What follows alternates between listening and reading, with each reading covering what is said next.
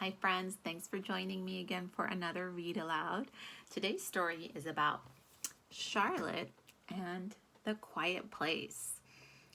This is the third story I'm putting out today, and they're all about finding a nice, quiet space within ourselves to help us feel better when we become aware that we're not having good feelings inside of us, and to help ourselves use some tools to help us get out of those feelings and get into a new feeling that we want to experience. This can be really tricky to do sometimes though. But we read some stories already with Peaceful Piggy and Moody Cow and how they meditated. They sat quietly and just paid attention to their breath in and out of their bodies. Moody Cow used his mind jar to take out his angry thoughts and put them into the jar with the glitter and shake it all up and watch his angry thoughts and sit there quietly till they all settle down. Sometimes that works, but there are a lot of other tools, you guys. So here's another story about how another girl finds a way to deal with some of her feelings. And I bet you've all had some of these feelings too, because I sure have. So let's read about it and see how she learns to help herself. So as I said, the title is Charlotte and the Quiet Place. And the author of our story is Deborah Sosin, and the pictures are by Sarah Woolley. Here we go, friends.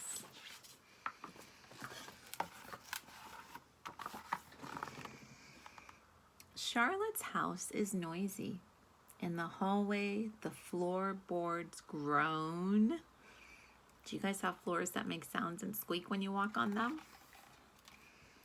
In the living room, the TV bellows and blares. Oh, looks like her siblings are playing something, maybe video games, and it's really loud. There's a lot of noise. In the kitchen, her dog Otto yips, yaps, and yowls. Oh boy, he is making a lot of noise as well, isn't he?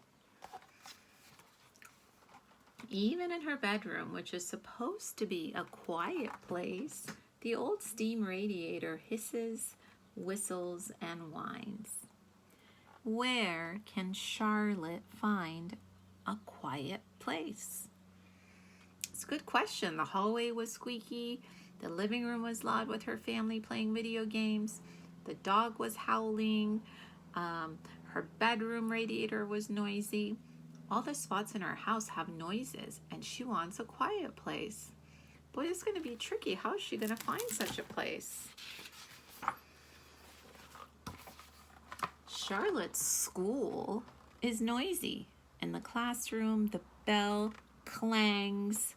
Ooh, some classes have very loud bells. I don't like them either. In the lunchroom, the trays clatter and crash. Lots of noise in that area, huh? On the playground, the swings creak, squeak, and rattle. Can you guys hear all this noise that Charlotte is hearing? I can sure imagine. Even in the library, which is supposed to be a quiet place, the children giggle, yammer, and yell. Where can Charlotte find a quiet place? Looks like she's covering her ears because the noise is really bothering her. That's terrible. I can't imagine how hard that must be when you just want some quiet. Now she's in her neighborhood, you guys. Look at that. Charlotte's neighborhood is very, very noisy. On the sidewalk, the jackhammers blast. On the street, the sirens warble and wail. And there's so much going on, huh? It looks noisy to my eyes and it sounds noisy to my ears. Underground, the subway screeches, rumbles, and roars. She's riding the subway.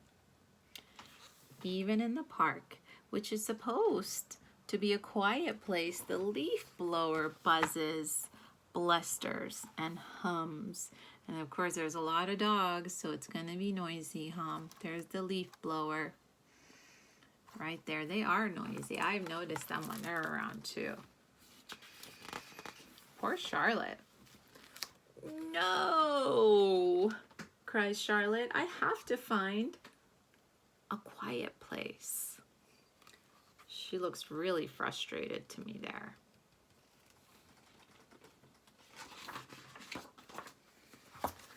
One Saturday morning, Charlotte decides to take a walk. Oh, she takes Otto, her dog, for a walk.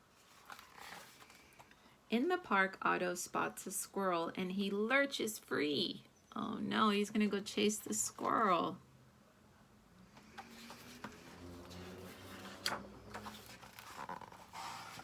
Charlotte chases Otto, charging down the hill, over the bridge. You see him? Into a grove where Otto skids to a stop. Well, that squirrel is high up in the tree.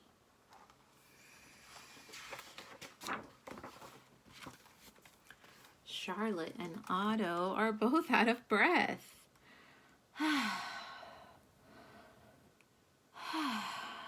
They're just breathing and sitting down. She's catching her breath. Together, they sit down to rest. They close their eyes. Charlotte's belly rises and goes up and down and up and down and up and down, and her breath goes in and out. It goes in and out.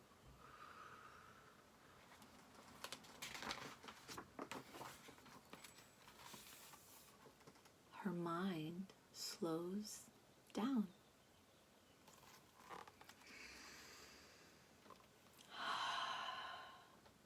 It is quiet at last.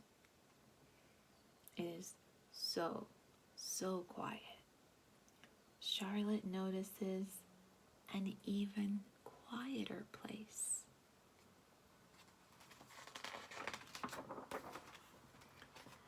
A place deep in her belly where her breath is soft and warm. A place deep in her mind where her thoughts are hushed and low. A place as quiet as the small silence on the very last page of her favorite book. The silence right after the end.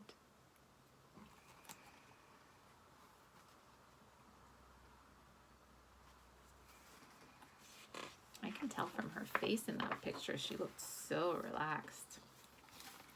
Still breathing.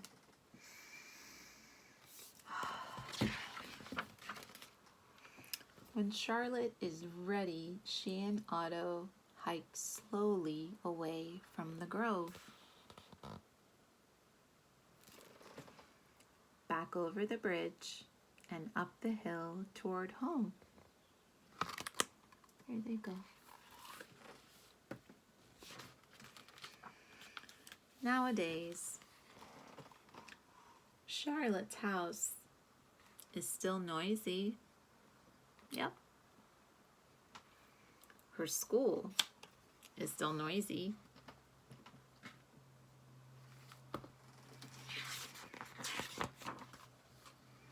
And her neighborhood is still very noisy.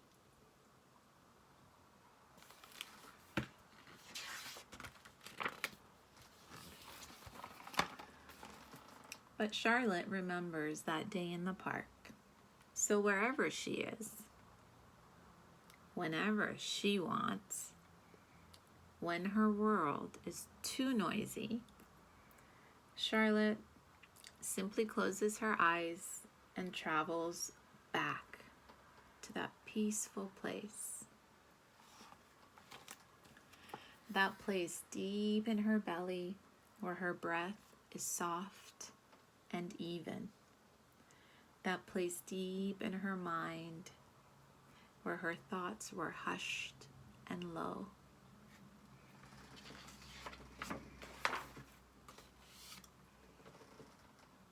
The quiet place inside.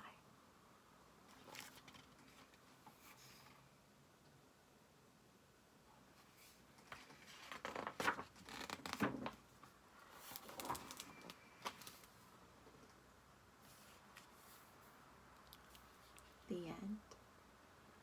And that was the silence at the end of our book. So I learned, although Rachel did have to actually go find a very quiet place to feel better and to quiet her mind and her thoughts and to get away from all the noise, what she really found was the quiet place inside that's always with her. So if she has a quiet place inside, I do too. And I bet you guys can find the quiet place inside of you. It may be hard for me to find it, but I bet I can do it better and better the more I practice. And I bet if you and even the grown-ups in your life try to do it, you'll get better at finding your quiet place. So that no matter where you are, how noisy it is in your room, in your house, at the park, at school, wherever you might be, you can always find what you need to do to find your quiet place inside. I really like this. I'd like to try it and learn even more about this. I feel better just reading these stories. I hope you guys feel better reading along with me as well. And lastly, I hope you enjoyed this story about Charlotte and the quiet place. I look forward to the next story I get to bring to you guys. Thanks so much for joining me. I feel super calm and good because I finished reading Peaceful Piggy Meditates. I finished reading Moody Cow and his terrible day and how he turned it around with his mind jar.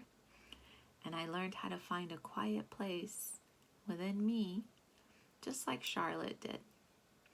So I hope you guys have something that you found was helpful in hearing these stories. And maybe you'll want to check them out yourself. Read them again.